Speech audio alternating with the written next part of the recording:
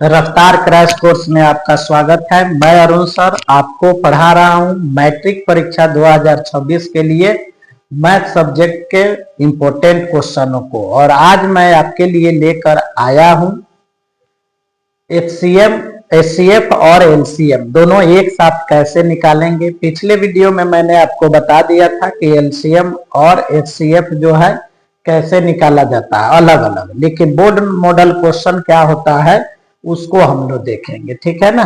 तो यहाँ पे क्वेश्चन क्या बनेगा ये पहले मस्ट है। क्वेश्चन बनता है, ये VBI क्वेश्चन है, इस ढंग का क्वेश्चन आता है।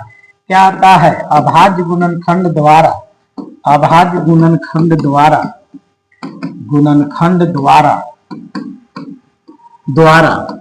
26 और 91, ठीक है ना। 26 और 91 का, 26 और 91 का HCF और एलसीएम ज्ञात करें, ठीक है। ऐसे ही देगा, एलसीएम ज्ञात करें, ठीक है। 26 और 91 का क्या है, यहाँ पे एलसीएम ज्ञात करना है। ये आपके जो बुक है मैट्रिक का उसी का एक क्वेश्चन है, और ऐसे छपा छपाया क्वेश्चन आपके मैट्रिक एग्जाम में पूछता है, ठीक है ना।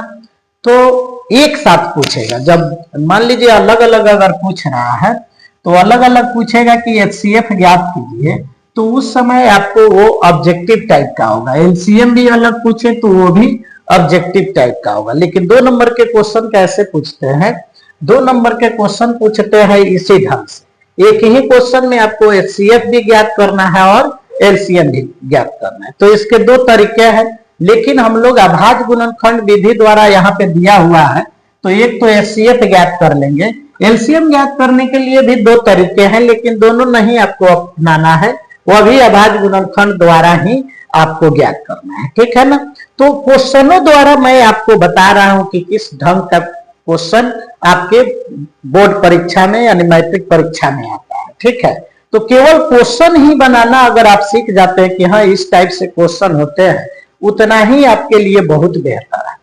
मैथ में आप 100 में 100% मार्क्स करके आइएगा, ठीक है। तो यहाँ पे हम देखेंगे कि इस क्वेश्चन को कैसे सॉल्व किया जाता है। सबसे पहले आपको तो एलसीएम निकालने आता है, एचसीएफ निकालने आता है, एचसीएफ निकालने आता है, साथ में क्या है कि आपको एलसीएम भी निकालने आता है। लेकिन एक साथ कैसे निकालना है इसको समझना जरूरी है। कौन सी विधि अपनानी है, कौन सी विधि हमें अपनानी है? तो हमें अपनानी है यहाँ पे अभाज्य गुणनखंड विधि, ठीक है ना। अभाज्य गुणनखंड द्वारा कहिए या चाहे इसको विधि कहिए, ठीक है। तो कंटेंट में यहाँ पे आपको क्या दिया है? 26 दिया है और दिया है 91। तो सबसे पहले हम क्या करेंगे? 26 का अभाज्य गुणनखंड करेंगे। 26 का अभाज्य गुणनखंड करेंगे। अभाज्य गुणनखंड करना आपको सिखाए थे। यहाँ पे अगर हम क्या करें, इकाई के स्थान पर 6 है तो ये 2 से कटेगा, तो ये 13 दूना 26 हो जाएगा, और यहाँ पे 13 एकम क्या हो जाएगा? 13 हो जाएगा, ठीक है। इसका अभाज्य गुणनखंड निकाल लीजिए। ठीक इसके बगल में आप 91 का भी अभाज्य गुणनखंड ज्ञात करेंगे। 91 का अभाज्य गुणनखंड ज्ञात करेंगे तो इकाई के स्थान पे 1 है तो ये 2 से नहीं कटेगा। 3 से नियम है जोड़ दो, तो 9 1 10, तो 10 3 से नहीं कटेगा, ये भी ठीक है। अगर 5 से देखते हैं तो 5 से भी नहीं कटेगा। 7 से डायरेक्ट भाग लगाना है, 7 एकम 7 और 7 1 7 तिरका 21, ये 7 से डिवाइड हो जाएगा, ठीक है ना। तो 7 से कितना मतलब में? तो 13 सते 91, और यहाँ पे आ जाएगा 13 एकम 13, यानी आपका 26 का आया 2 गुना 13 और 91 का आया आपको 7 गुना 13। इसका हमें क्या करना है? एचसीएफ निकालना है और एलसीएम। अच्छा, ये भी ध्यान में रखना है कि कहीं एलसीएम इधर हो जाए और एचसीएफ उधर हो जाए, तो दोनों रीजन में सबसे पहले आपको एचसीएफ ही निकालना है, ठीक है ना। दोनों रीजन एचसीएफ ही निकालना है आपको, ठीक है। चलिए आगे बढ़ते हैं नेक्स्ट पेज पे। अब आपको 26 का अभाज्य गुणनखंड क्या आया? तो 2 गुने 13 आया, ठीक है। 2 गुना 13 आया तो इसका क्या करेंगे? घात लिखेंगे। आपको मैंने पिछले वीडियो में बता दिया है, गुना 13 का भी घात लिख लेंगे, ठीक है। क्लियर है? और दूसरा 91 का भी आप लिख रहे हैं तो यहाँ 7 गुने 13 आ रहा है, और यहाँ 7 का घात 1 हो जाएगा, गुने 13 का भी घात क्या हो जाएगा, 1 हो जाएगा। ठीक है ना, इतना आपको ये ऑलरेडी आ गया।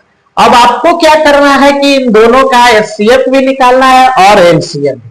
तो यहाँ पे हम क्या करेंगे, प्रश्न से कर देंगे।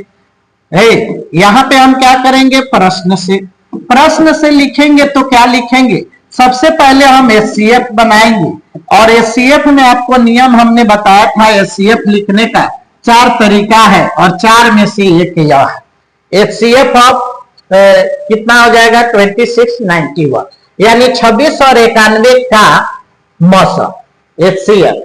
तो यहाँ पे क्या होगा, यहाँ पे देखें तो ये दोनों में देखेंगे कि मिल कौन रहा है एक जैसा। 2 है, ये नीचे 2 नहीं मिल रहा है। 13 है, हाँ नीचे 13 मिल रहा है, इसमें भी 13 उसमें भी 13। दोनों में घात देखेंगे। मौसा का नियम है कि घात जिसका सबसे छोटा हो वही लेते हैं, लेकिन संयोग बस यहाँ पे घात इसका भी 1 है और इसका भी घात क्या है, 1 है। यानी हम क्या करेंगे, 13 का घात यहाँ पे 1 ले लेंगे, और 13 का घात 1 कितना होता है, 13 ही होता है। यानी एक आंसर आपका यहाँ पे बन गया, एक आंसर आपका यहाँ पे बन गया। एचसीएफ कितना आया, 26 और 91 का एचसीएफ 13 आ गया। अब आपको बनाना है एलसीएम। तो आपके माइंड में ये होगा कि फिर से अभाज्य गुणनखंड निकालेंगे और तब एलसीएम निकालेंगे, नहीं, एक बार आप अभाज्य गुणनखंड निकाल लिए हैं बस, ठीक है। अब आपको एचसीएफ निकाल लिए, अब यहाँ पे एलसीएम निकाल लेंगे। कैसे, तो यहाँ पे आप क्या लिखेंगे, क्वेश्चन में क्या था, तथा था कि और, देखिए यहाँ और है तो आप यहाँ और लिखेंगे। अब और आपको क्या करना है, एलसीएम निकालना है किसका, तो 26 और 91 का। इसी का आपको एचसीएफ भी निकालना था और इसी का आपको एलसीएम भी निकालना। तो एलसीएम में देखिए ये दोनों तो मिल गया 13 वाला, तो 13 तो एचसीएफ वाला जो मिला वो लिख देंगे। अब ये दोनों मिलने के बाद अब देखिए दूसरा कोई है कि नहीं, तो ऊपर में 2 बच रहा है, नीचे में 7 बच रहा है।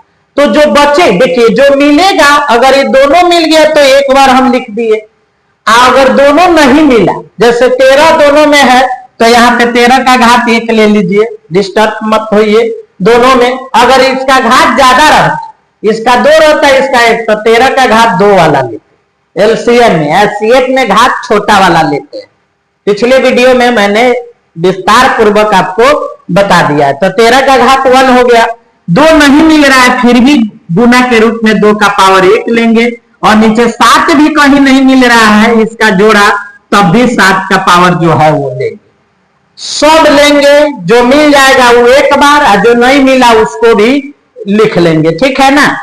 चलिए, तो ये क्या हो जाएगा, 13 गुना 2 और गुना क्या हो जाएगा, 7 हो जाएगा।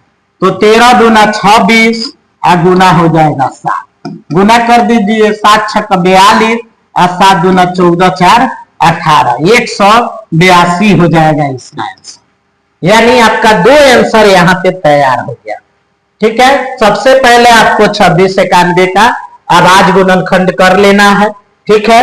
करने के बाद आपको क्या करना है, इसको गुना, जो गुणनखंड है उसको लिख के घात में बदल देना है। घात में बदलने के बाद एचसीएफ निकालना है। तो इस एचसीएफ में जो भी दोनों में मिलेगा, जिसका पावर कम होगा उसी को लिखा जाता है। संयोग बस ऊपर भी 13 का पावर 1 है, नीचे भी, इसलिए 13 का पावर 1 अकेला ले लीजिए, ठीक है। उसके बाद आपको एलसीएम निकालना है। तो 13 जो मिला उसको 13 का पावर 1 ले लिए, जो नहीं मिला उसको भी मैंने क्या किया, गुना के रूप में ले लिया। 13 दूना 26 हो गया, और 7 से हमने क्या कर दिया, इसमें गुना कर दिया। 26 और 7 से गुना किया तो 182 आ गया, ठीक है ना, ठीक है। तो ऐसे ही क्वेश्चन आपके बोर्ड परीक्षा में आते हैं और आप आराम से इसका सॉल्व कर सकते हैं, कहीं भी डिस्टरबेंस नहीं है। छोटे छोटे क्वेश्चन है और वही बोर्ड परीक्षा में पूछता है। नहीं, अगर आपको लग रहा है कि नहीं ऐसे क्वेश्चन नहीं आएंगे, तो क्वेश्चन बैंक निकाल के देखिए कि उसमें इस ढंग का क्वेश्चन पूछा है कि नहीं। क्वेश्चन बैंक मतलब उसमें दिया रहता है 10 बरस 15 बरस का जो भी परीक्षा हुआ है मैट्रिक का, उस सारे क्वेश्चन और उसके हल भी दिए रहते हैं। तो आपका काम है ये सब देखना, ठीक है। अगर इसमें 2691 है तो 3 अंक वाला भी पूछ देता है, 3 अंक वाला भी पूछ देगा, एचसीएफ और एलसीएम ज्ञात करें, ठीक है ना। तो 3 अंक वाला नेक्स्ट, 3 संख्याओं वाला नेक्स्ट वीडियो में बताएंगे, ठीक है। वीडियो अच्छा लगा हो तो उसे लाइक कीजिए, शेयर कीजिए, अगर सब्सक्राइब नहीं किए तो सब्सक्राइब कर लीजिए। अब बहुत अच्छा वीडियो लगा हो तो एक छोटा सा कमेंट लिख के भेजिए, ठीक है। फिर मिलते हैं नेक्स्ट वीडियो में। Okay, bye bye.